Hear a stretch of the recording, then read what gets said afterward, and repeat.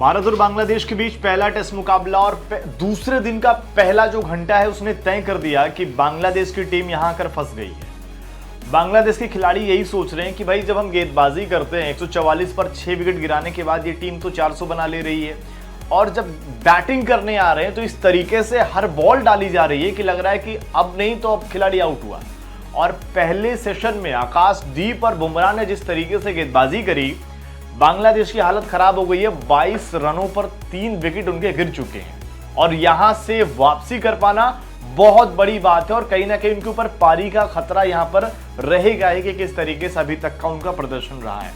पहले सेशन की बात करें अगर बांग्लादेश की पारी की, तो अभी तक जो भी बल्लेबाज आया ऐसा लग रहा है कि डर की बल्लेबाजी कर रहा है और सामने बिल्कुल आग उगलती गेंदबाजी हो रही है। बुमराह ने जिस तरीके से पहला ओवर डाला और शादमान को आउट किया, वो एक तरीके से अगर आप देखेंगे पहली 5 गेंदें किस तरीके से थी और आखिरी गेंद पर जैसे बोल्ड मारा। उसके बाद जब बॉलिंग चेंज करी जाती है और बॉलिंग के लिए आते हैं आकाशदीप, उन्होंने अपने दूसरे ओवर में वो तो हैट्रिक वाली सिचुएशन पर आ गए थे। बैक टू बैक उन्होंने जिस तरीके से मोमिनुल को आउट किया और इसके अलावा उन्होंने जाकिर हसन ओपनिंग करने आए थे पर समझ में उनको कुछ भी नहीं आया था। बस हाँ ये जरूर आया था कि वो ओपनिंग करने आए थे। उनकी बैटिंग की अगर बात करें, उन्होंने 22 गेंदों पर 3 बनाए, शादमान ने 6 गेंदों पर 2 बनाए। कप्तान शांतो 15 रन बनाकर खेल रहे हैं, थोड़ा बेहतर दिख रहे हैं इन बाकी खिलाड़ियों से। मोमिनुल तो आते ही आउट होकर चले गए और सबसे अनुभवी खिलाड़ी मुश्फिकुर रहीम भी इस वक्त क्रीज पर आ चुके हैं। अगर मैं बात करूं गेंदबाजी की, तो बुमराह ने 3 ओवर में 10 रन देकर 1 विकेट लिए। इसके अलावा आकाशदीप ने 2 ओवर में 5 रन देकर 2 विकेट।